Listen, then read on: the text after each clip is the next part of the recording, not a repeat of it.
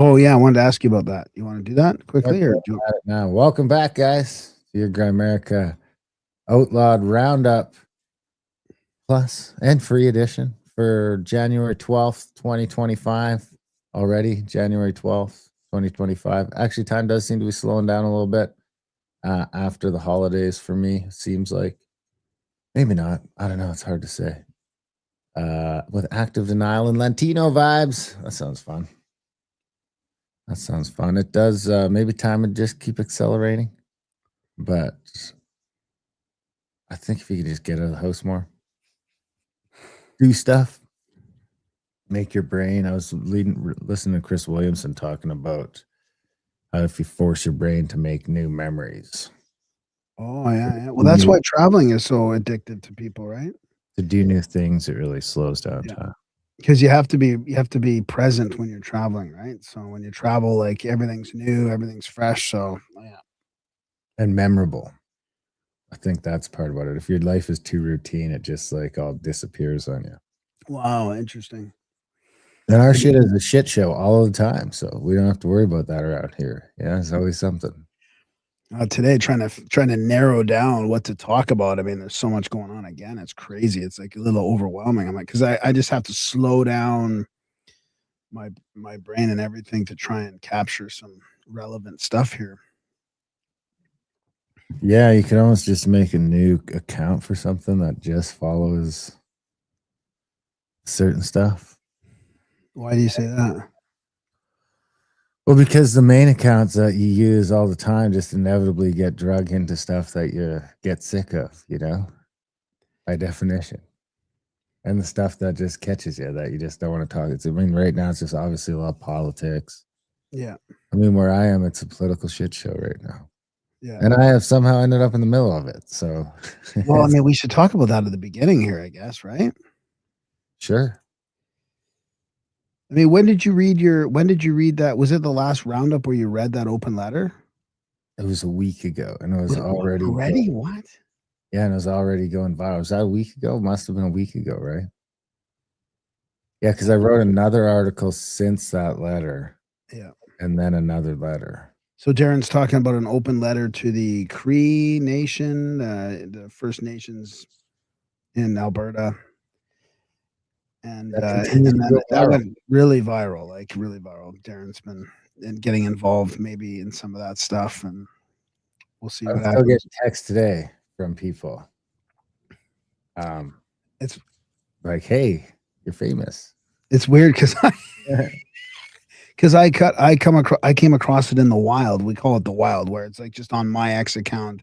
I see other people posting Darren's letter, and that's like kind of a sign because we don't usually get that kind of attention or attraction. So it's interesting to see it. John's mentioning in the chat, cool if he throws some suggestions in here. Yeah, you can, but it's hard once we get going to pay attention to the chat. So we'll try, but yeah, don't get butthurt or offended if we can't do it, or if we. I didn't even know until I came across it in the wild.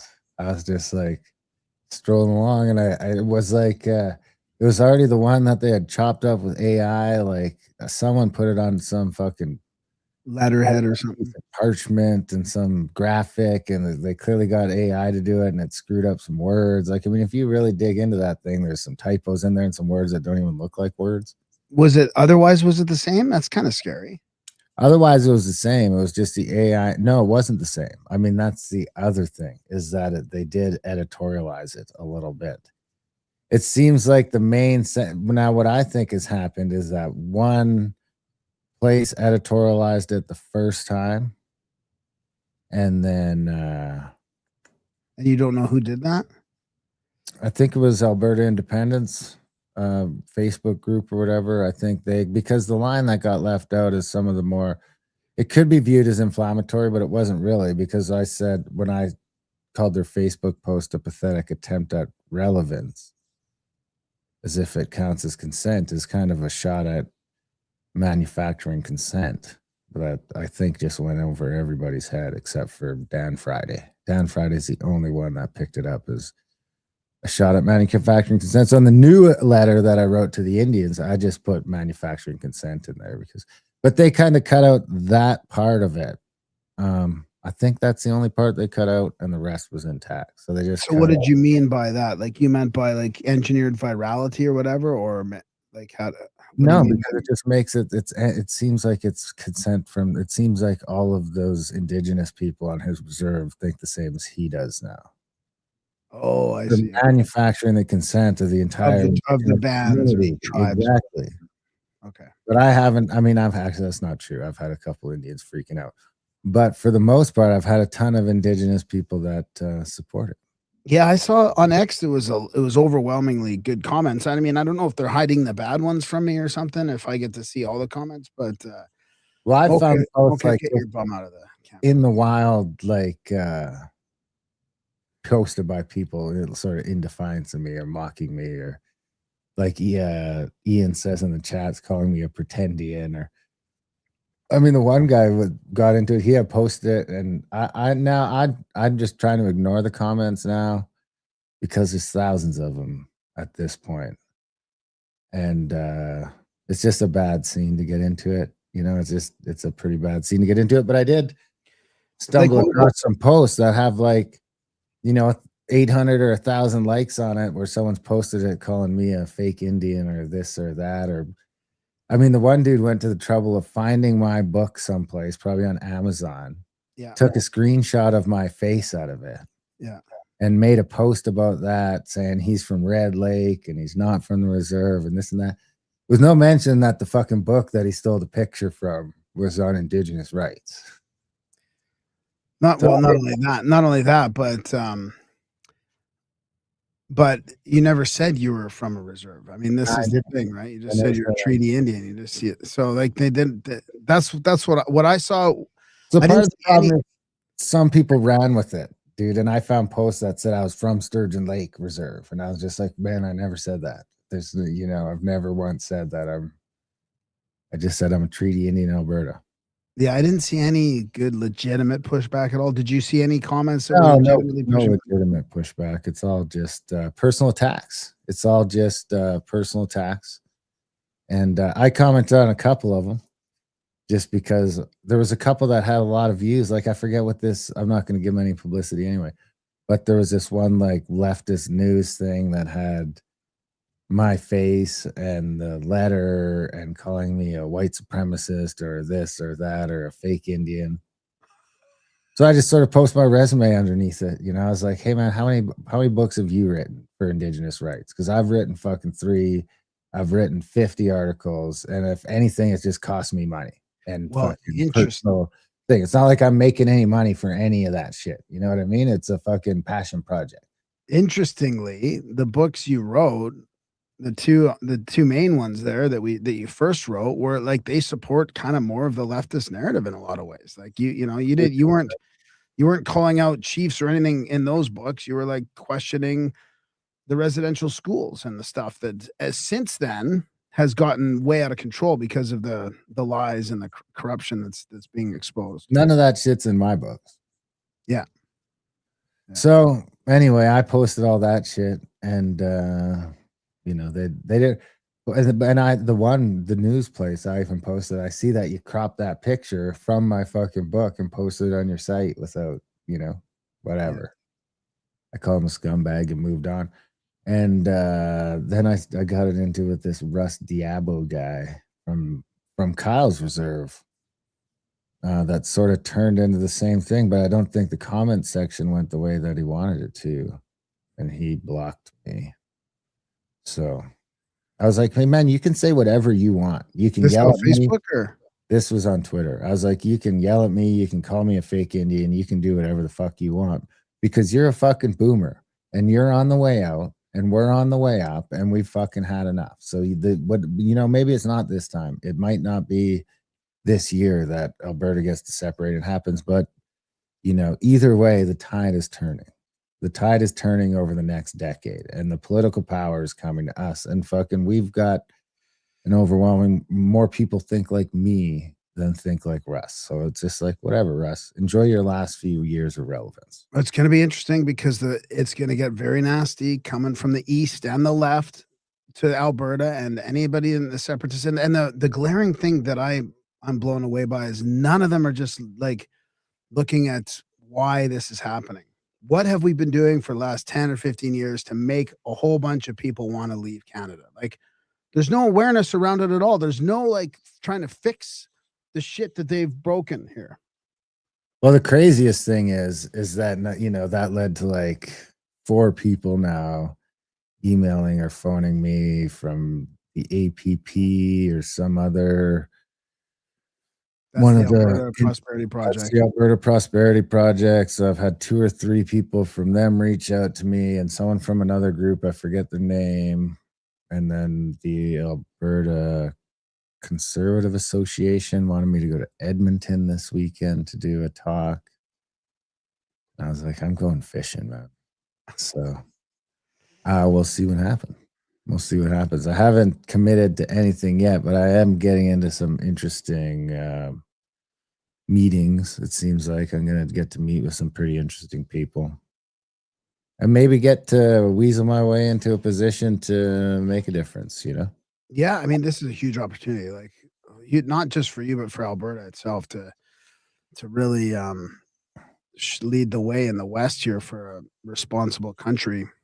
Because the interesting thing is the second letter went viral almost instantly. Really? Yeah, like it was already I published it late at night, and then by the next morning, it was already published on a couple pages. It's still sort of slowly making its rounds. I don't expect that one to be as viral because it's meant for Alberta's Indigenous population. It's not calling Chiefs out. It's a direct shot to them, but it was already blowing up when I stopped looking at it, which makes me wonder what the next one's going to do. So I'm going to do one more, and then I'm going to transition into, I don't know, maybe because I'm going to have to put something together if I decide to do one of these talks. I'm not just going to wing it. And I've got endless amounts of content, if I just sort of compartmentalize it. I've got some, and I've gained a lot of skills in talking and storytelling just from doing the podcast and from the events is a big part of it too, because the events is actually getting up in front of people and talking and working on name recall and all that sort of stuff. So yeah, we'll see what happens. I'm gonna probably end up doing 1 or 2 and we'll see how it fits. I don't know. I still don't know what to do, really, what to parlay it into, what the best sort of direction to take to ride this thing is. But I want to go meet some people. Like, it seems like an opportunity to meet Wrath and maybe some other people that I've been following for a while already, because that was the interesting thing, is people that I follow shared it. Party Marty up north, a few people like that are spitting it out on our side. So I don't know, we'll see what happens. Do a couple bucks, I guess. It's fascinating timing, because the split, which is, to me, this is like left or far left, and everybody else, it seems like, on the other side, which just gets lumped into kind of the right, which is everybody in the center, everybody to the right of the left. It's just like blowing up right now. I mean, there's just basically civil war seems to be happening, and in the same time Alberta wants to separate, and the same time Trump is pushing his fortress doctrine. It's super fascinating time right now. Yeah, my wife is nervous. Yeah, about how to handle it. From a personal perspective of how you handle this, or how in general?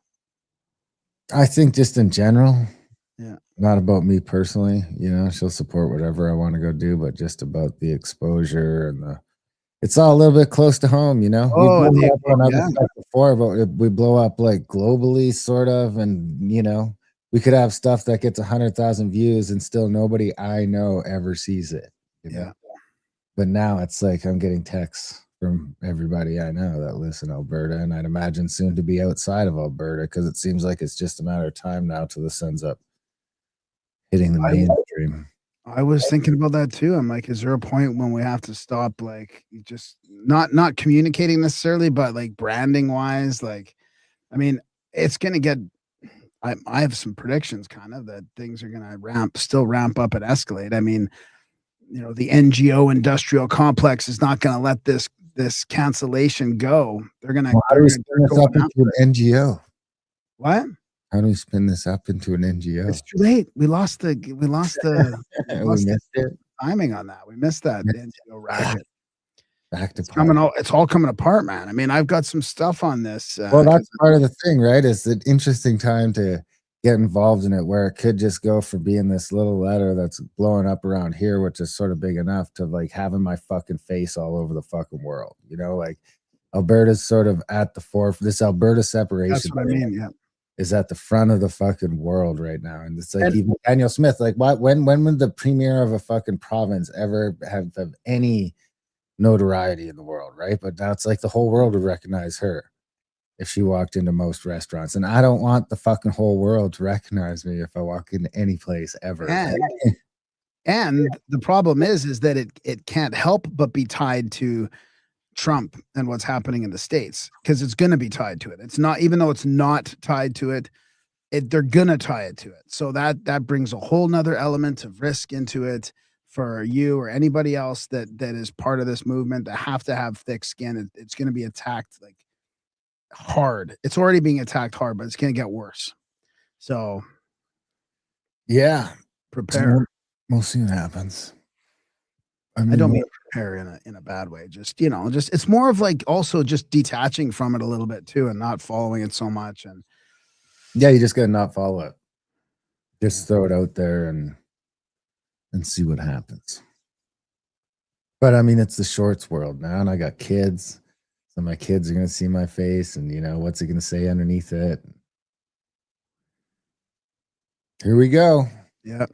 Oh yeah, because they can dig up some dirt too. I mean, this is They should. We should have just kept talking about ancient mysteries in this mess. All right, so where do you want to start?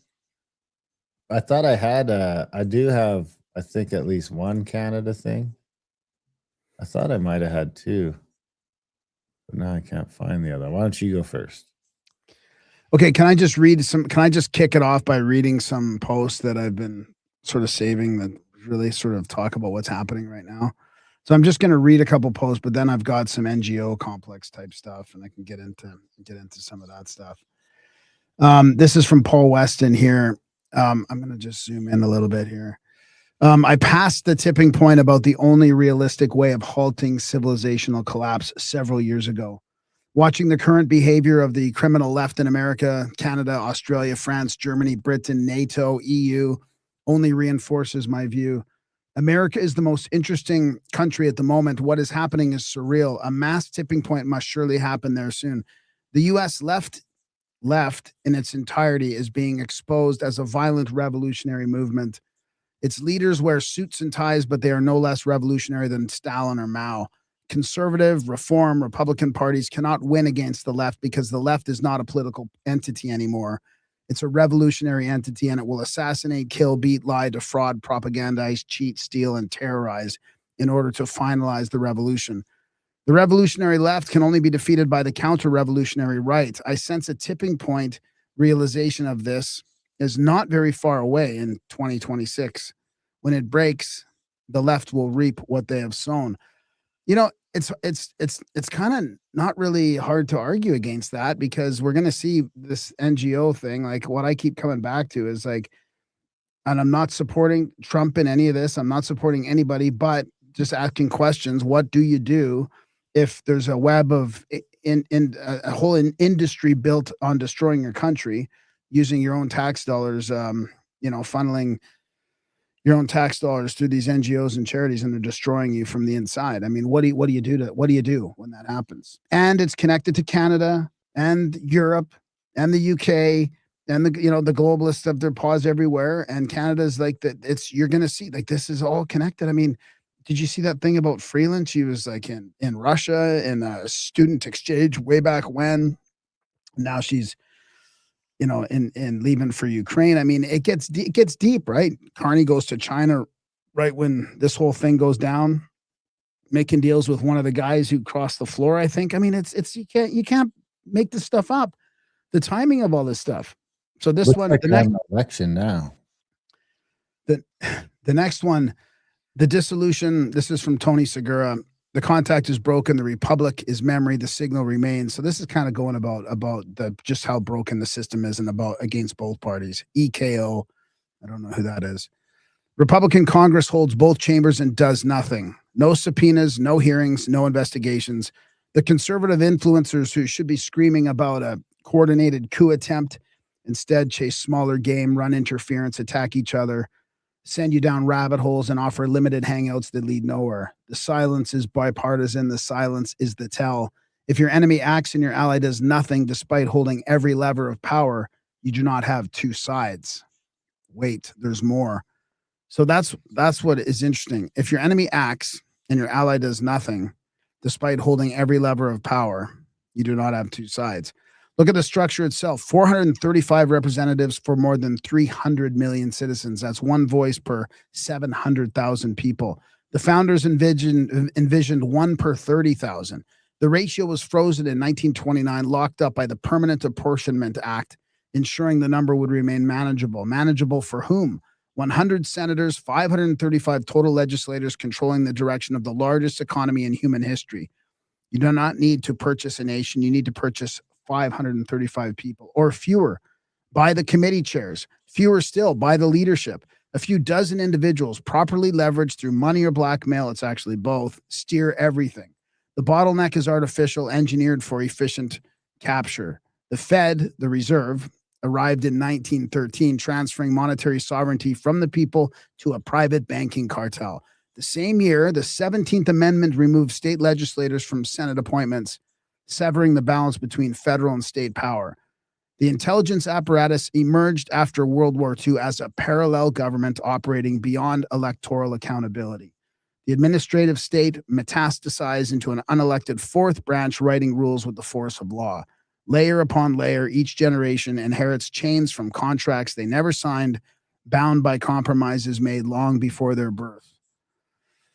So I just love that little summary. And then here's this is what's happening behind the scenes. The Minnesota situation is George Floyd 2.0. Here's what you're not paying attention to because they have distracted with it.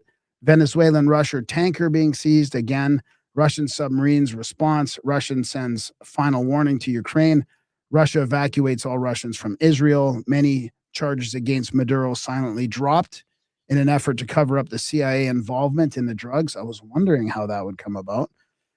China threatened, and I'm not saying all this is true, I'm just giving points of view. China threatened US and UK. China hacked in the government database. China seemingly gearing up to take Taiwan. US green-lighted Israel to attack Lebanon. Iran collapsing. Syria collapsing. Cuba, Colombia, and Greenland are next targets. Israel recognized Somaliland and is building an airbase there and dumping displaced Palestinians there. U.S. gave $8.6 billion to Israel for fighter jets, and Somaliland is perfect striking distance of Yemen. No Epstein files, no arrests. A global conflict is brewing, and the pieces are moving faster on the board than ever. The ones moving the pieces are evil, corrupt pedophiles, but I'm just a conspiracy theorist. So, just to kind of counter some of that, because there is some interesting stuff happening. So look at this picture here. Is this Jesus's YouTube channel? No, this is Asmongold. I mean, to be honest with you, I'm really enjoying his content. I always thought the YouTube kept pushing it to me, and then I was like, okay, I'm gonna watch him, and I mean, the guy's on the nose like 90% of the time. He's like on the nose, and he's just willing to say it. He's got like 4 million subscribers, and he just says it. He says it like it is. And what he wants. So this is Trump in front of all the gaggle of press on the right there, right? In the White House. I think it's in the White House. And he's got all these executives around in this U-shaped table here, right? Like there's 30, 40 guys in there and women, executives from, who do you think? Have you seen this? These are the oil companies telling him to go fuck himself? What? Are these oil companies telling him to go fuck himself? We're not interested in going to Venezuela. Oh my God! I haven't seen it. I haven't seen it. I haven't seen any of this. So imagine you're press internet to a certain extent now. You know, it's just it's just an What's that? I said the internet is a mess for me right now. Yeah. it's just an example, a funny example of the press, right? So this is, but then I will talk about my theory on this a little bit. So Who's the press on the table, though? Who's all those? Is that like I'll get into that in a sec. I just want to show a funny example of Trump, like, is going to the press. So he's got all these people out in front of the TV. Like, just here's a bunch of the executives, and here's the press, and here's what they ask him. First off, can you respond to the manufacturing? Let's give CNN a chance. You know, they've been fighting so hard to get back into the mainstream. Mr. President, He says CNN's been fighting hard to get back in the mainstream. Let's give him a chance. you posted some numbers actually on Truth Social last night. People saying you posted the job data early when you're not supposed to obviously share it till the next morning. Shut up, bitch. No, I don't Shut know. up, bitch. bitch. They posted them. I said post them whenever you get a chance. I don't know. They gave me some numbers. When people give me things, I post them. But the numbers. You're not. So the main thing is just that, he gives CNN a chance to ask a question. There's all these executives from the oil and gas industry and probably other industries as well, having this big meeting about Venezuela and the opportunities in oil. And then they ask that he posted these job numbers overnight, like earlier than he should have. I mean, it's just like, to me, it's the epitome of why the system is so broken, right? The media just fucking around, not doing their job. So he mentions that. I want questions. You're not going to ask any questions for this group of guys that are around here. So he's gathered. Oh, okay. So we went into Kurdistan. He's gathered them all, and he goes around the table, and most of them get a chance to ask questions or to say their little two bits. Opens it up to everybody. They say what a wonderful job he's doing and all that. I mean, of course, right? And we're looking forward to going into Venezuela, and we were the first ones to dig there. Oh, we worked there till the 70s, till it was nationalized and it was took over. Just basically he agreeing, obviously, and praising Trump for all this stuff. Now, I'm not saying it's good or bad or whatever. I don't really have an opinion on it. My point is that there's a reason why he's got all these people in the room in front of the cameras that have been demonized for what, 5, 10, 15, 20 years, oil and gas, all that stuff, right? He's got these are the main companies, the main players in the whole industry, just signaling that they are back. The climate change grift is over. We're back in business for real and cheap energy again. And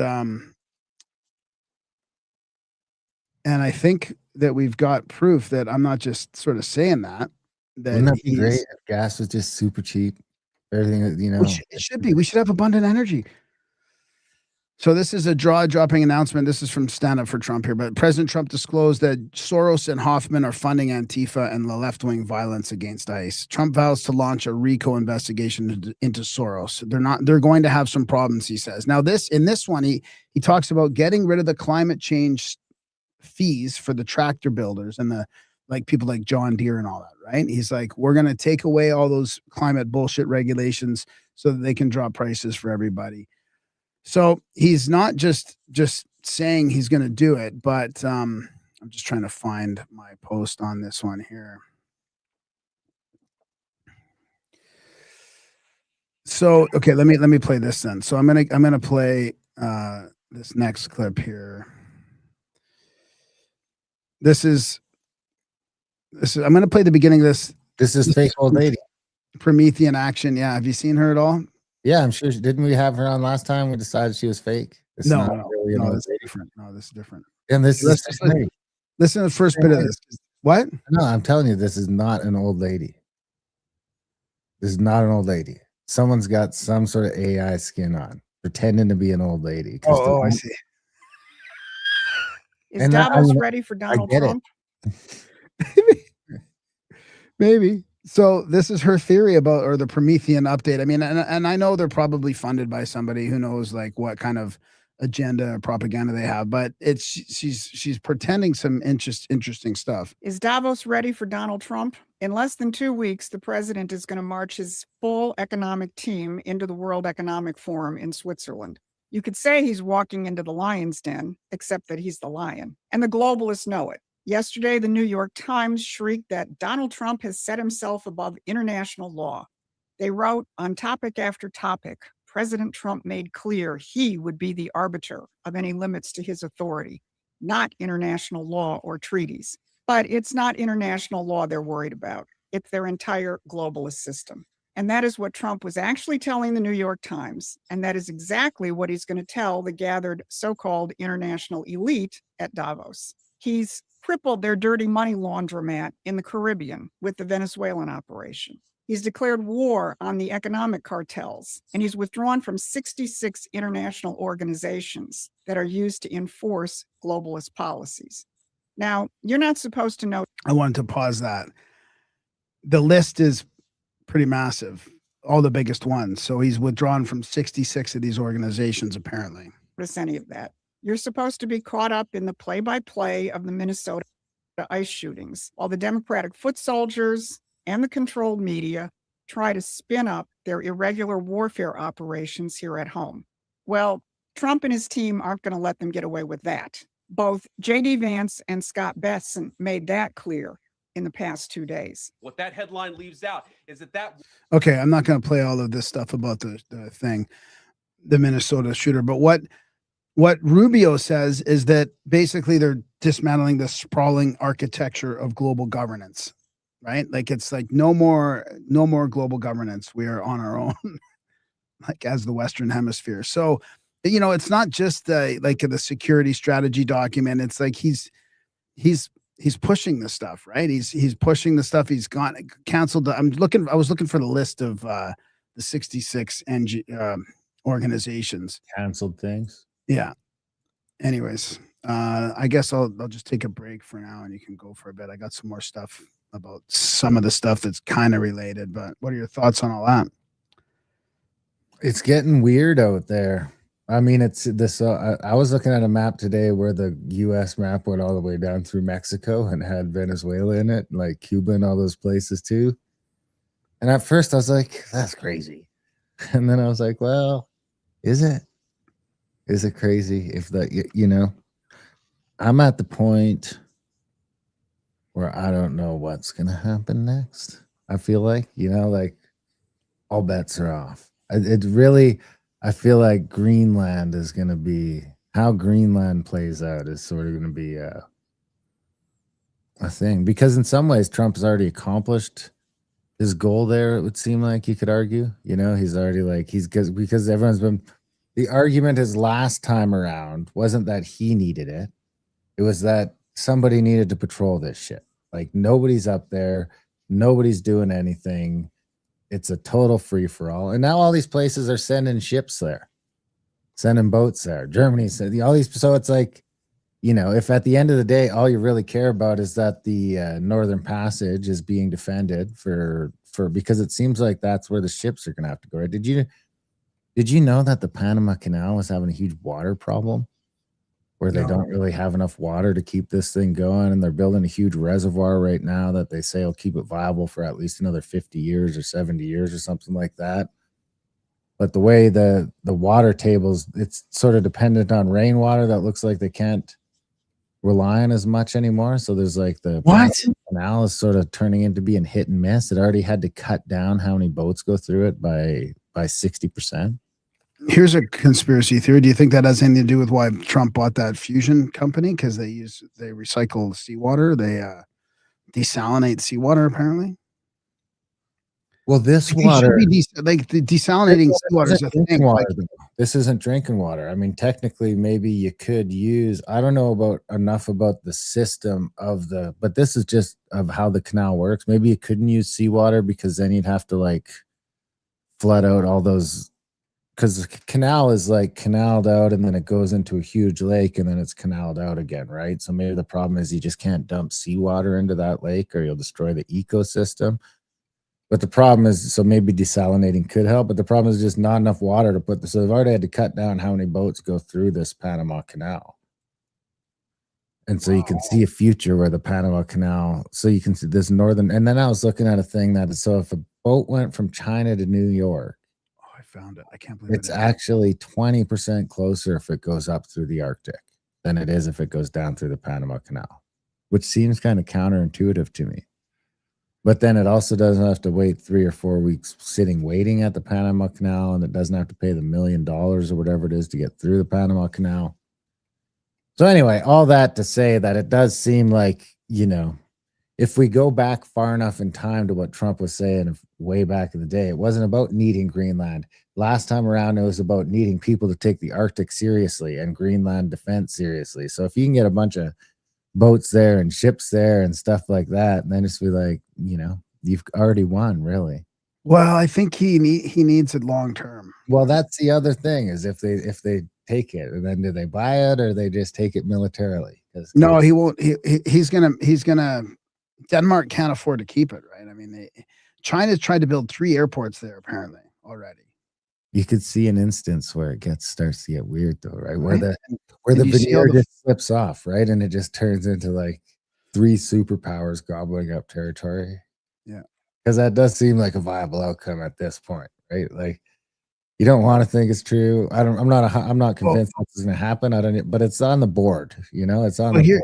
And here's the thing: if Trump makes this play, does that make China and Russia back off and just go, okay, we give them the Western Hemisphere and we'll take the rest of Eurasia? I think those deals are already happening behind closed doors. That's what I mean. So do you think they'll back freaking out? What? That's why Europe is freaking out as much as they are, because they're being left out in the cold to be Russian, I guess, right? Because who's going to get that? Russia or China? Probably Russia. Russia gets Europe. You know what's weird is in China, that security document, he barely mentioned they barely mentioned the UK. Like the UK and Ireland is mentioned in one sentence, I think, from what I read, from what I remember from reading it. So, but they don't say they're going to leave Europe behind. They say they're going to support Europe. They want Europe to stay European, but this is the problem. They've already kind of passed the tipping point of coming back from all this stuff. I mean, they really have destroyed themselves. Yeah, there's Ian. I think Ian's hit the nail on the head. Trump has turned the U.S. into an empire. It's Pax Americana, the American empire. It's like Rome turning from a republic into an empire. Well, it's been an empire, though.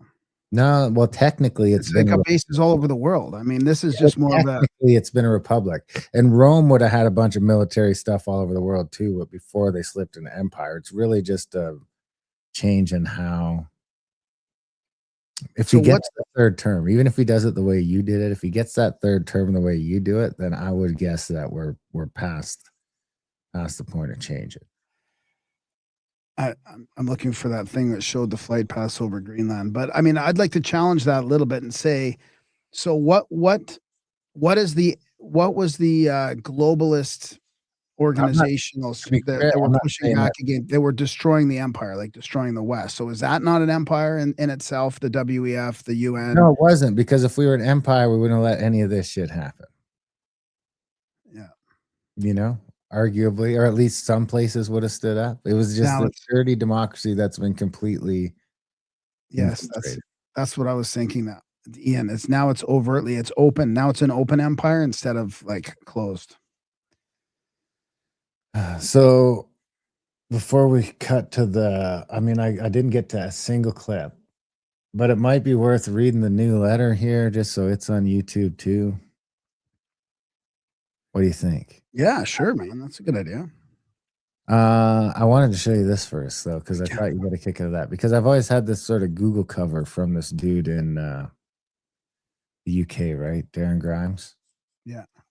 But that's starting to change, because I noticed if you type Darren into Google now, it'll pop up with like Grimes, Alberta after it. Oh, what?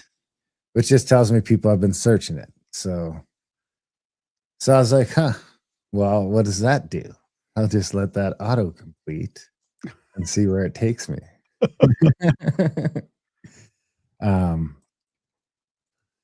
So what do you think it says? What do you think so this just took me to the little Google AI review of who Darren Grimes is. What do you think it says? He's a podcaster, author. We got in January 2026, Darren Grimes is prominent in Alberta as an author and podcaster. I don't know if that's true. Particularly known for his advocacy for Alberta independence and his writings on Indigenous history.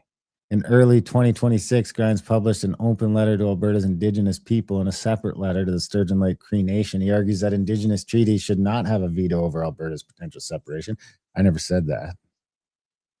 Not one time. Say it again. Repeat that.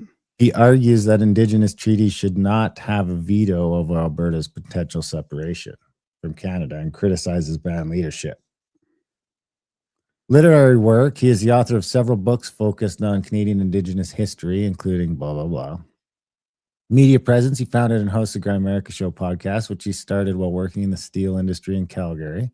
Now, this is where it gets pretty good. Background and identity. Originally from Northern Ontario, he lived in Calgary during his early adulthood and identifies as having Indigenous heritage.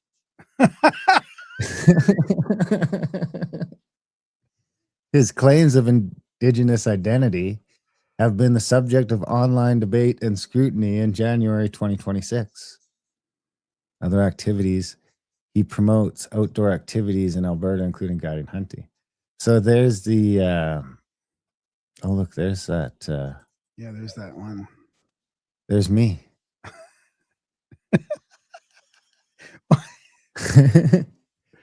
The breakdown. So these guys here, that I wasn't going to give them a shout out, but here they are. Oh, I mean, be careful with those guys. Honestly. So here's where they came out. And Did you hear me? Be careful with them. Yeah. Trouble. Yeah. They've come out and said the treaty Indian they're holding up to attack Sturgeon Creek Nation is from blah, blah, blah. So anyway, they posted my face. And see, they're like, do you hear how they word that? The treaty Indian that they're holding up to attack them. Like, fuck off, buddy. But if you go into the comments, some people, I'm a treaty Indian from Alberta, and I 100% agree with what was said. So actually, these are some of my friends that found it. So anyway, it's neat to see my face on there, though. But you see, this book they cropped this out of was, I think that's from A Canadian Shame. Yeah, I think so. Yeah. So anyway, all right, I'll read the letter, I guess. Might as well just keep the fire going. This one's a little longer. This one's not to leadership. It's just to the Indigenous people. So this is an open letter to Alberta's Indigenous people. Nobody was elected to choose this path for us. Not chiefs, not councils, not organizations, not people issuing statements on social media manufacturing consent. This conversation belongs to the people, and it has never actually happened. Before anyone tries to dismiss this by questioning who I am instead of engaging with what's being said, I'll be clear. I am Indigenous, a member of Mishkegowgaming First Nation, and I'm a registered Indian under the Indian Act of Canada. Indian number, blah, blah, blah. I am from Ontario, and I've lived in Alberta for more than 25 years. I'm not a member of an Alberta band, but I live here, work here, pay taxes here, raise my family here, and my future and my children's and grandchildren's future are tied to this place. The systems being discussed apply to me, as they apply to millions of others, regardless of which side of a provincial line we were born on. Perhaps those questioning my permission to write about these things believe they have done more for Indigenous awareness in Canada than I have. I think not. Awareness is not silence. It is not compliance. It is not policing who is allowed to speak while conditions worsen on the ground. Awareness that never challenges power, never questions outcomes, and never risks discomfort is not awareness at all. It is performance. For what it's worth, I've written 3 books. I've published more than 50 articles that have been read by tens of thousands of people, roughly half of them Indigenous. I've spent years writing, speaking, and arguing about these issues in public, often at personal cost. I didn't ask permission then, and I won't start now.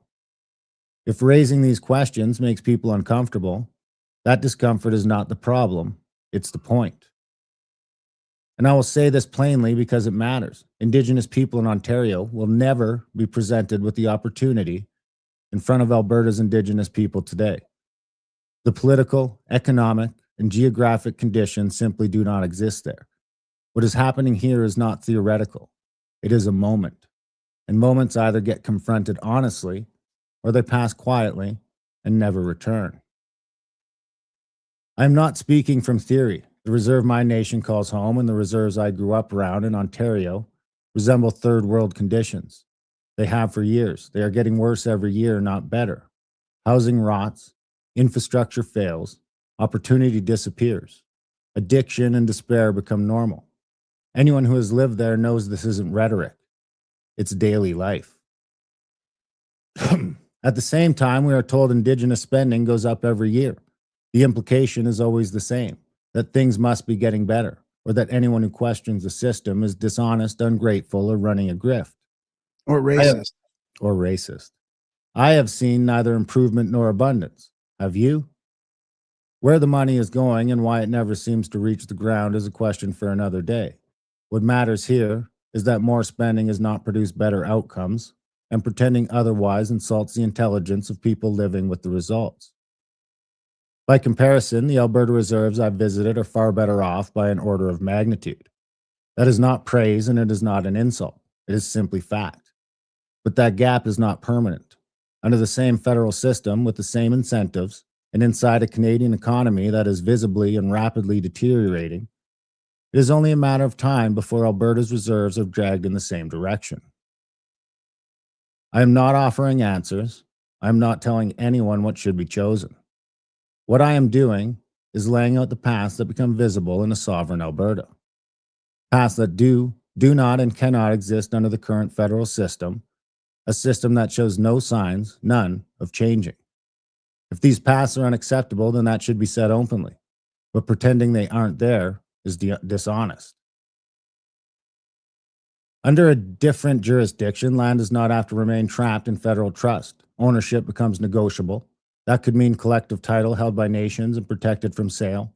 It could mean inheritable long-term use rights so families can build equity without losing the land base. It could mean nation-run land registries recognized by courts. It could mean opting out of trusteeship by choice instead of being locked into it forever. None of this is available today. The same is true of resources. Instead of begging for impact agreements and sitting through consultation theater, ownership and revenue sharing become matters of law.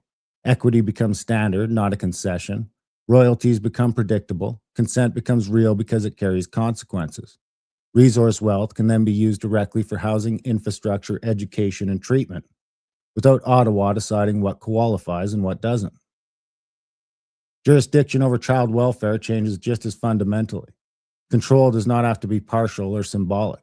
Nations that choose it could fully design and run their own systems, their own standards, their own courts or tribunals, accountable to their own people. The focus can move from apprehension to prevention, from paperwork to families, from permanent removal to actual stability. That level of control does not exist under the current structure. With jurisdiction comes the possibility, finally, of ending the Indian Act. Not overnight, not recklessly, but within a generation, with transition periods, with choice, with treaty rights grandfathered either for everyone alive today and a generation after, or carried forward under a new Alberta Indigenous constitutional framework. Ottawa has never been willing to seriously allow this discussion because trusteeship is the foundation of its control. Self-government then stops meaning program delivery and starts meaning what it means everywhere else: authority over land use, authority over taxation on nation lands, authority over policing and civil law. Governments dealing with governments, not departments managing clients. Something closer to tribal systems in the United States. Imperfect, but materially different from what we live under now. Fiscal autonomy becomes possible as well. The ability to raise and keep certain taxes, the ability to borrow at fair rates, the ability to issue bonds, the ability to succeed or fail on our own terms instead of being permanently insulated from consequence by Ottawa, which treats dependence as stability.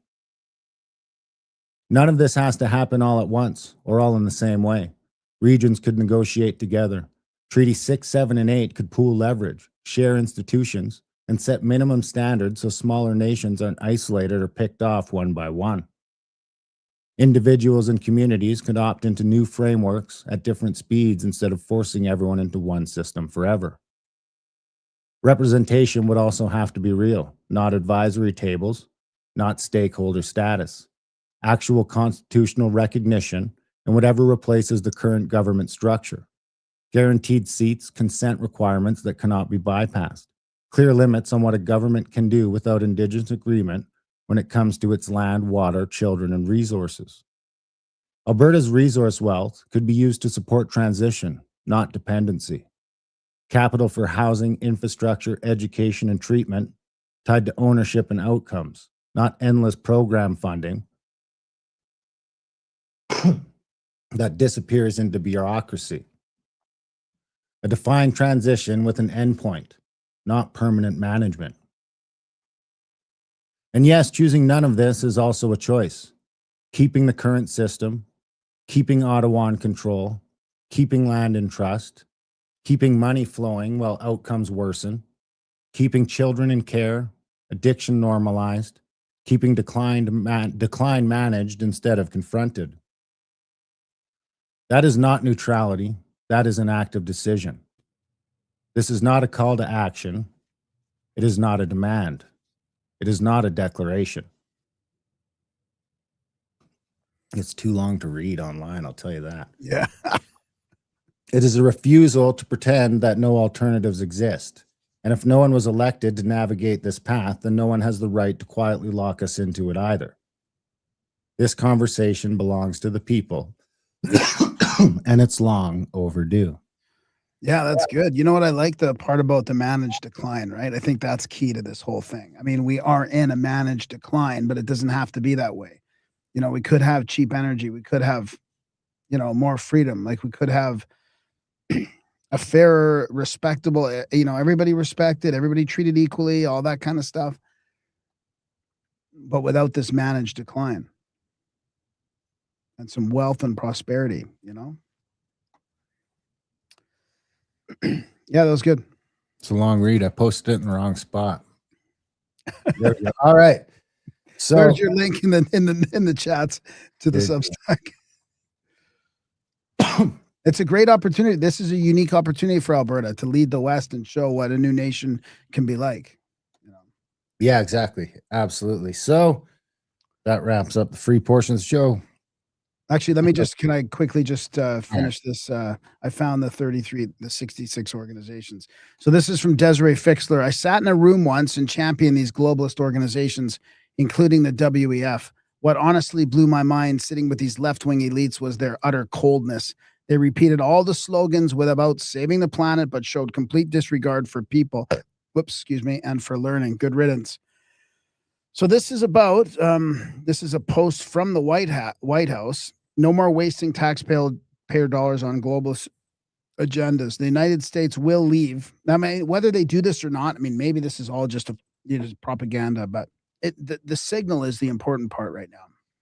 They will leave 66 total, 33 non-UN, 31 UN organizations. So I'm going to just link to the White House itself. This is whitehouse.gov.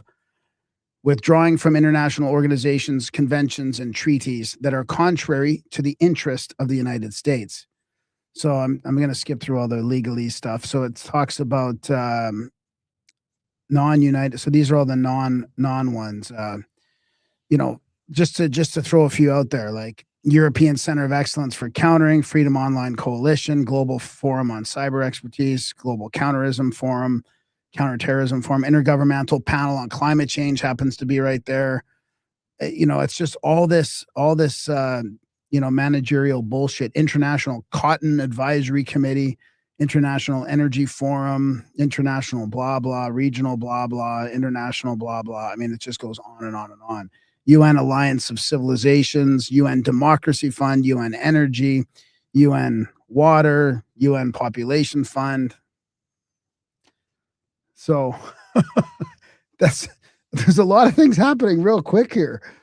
The Western Hemisphere is looking like they want out of the global system. And could you blame them? That's the point. Could you blame them?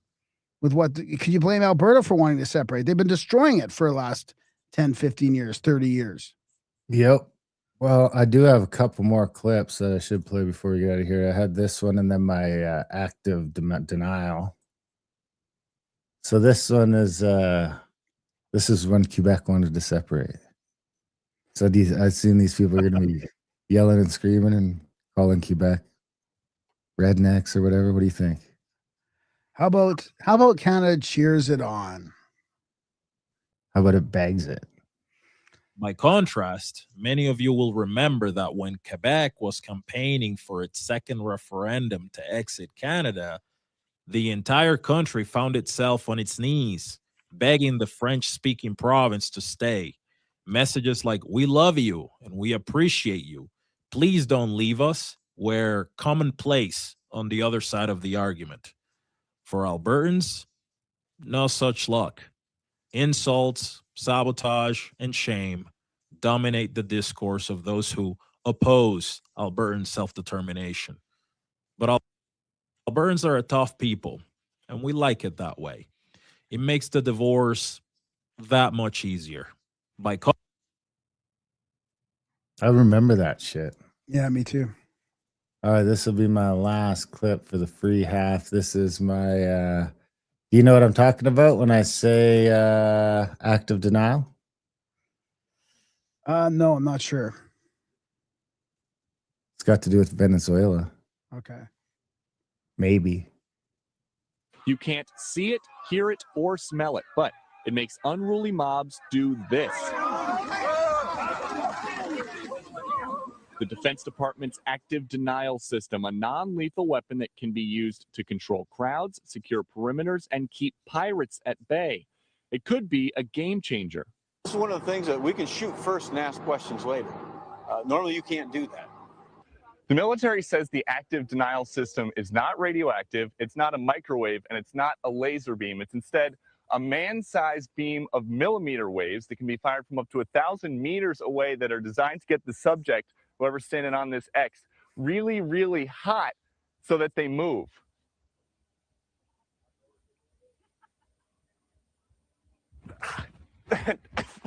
And it's about 50 degrees out here right now, but I just felt like it was about 1,000. And I've never been inside a tub that somebody dropped a hairdryer in, but I would imagine that that's what it feels like.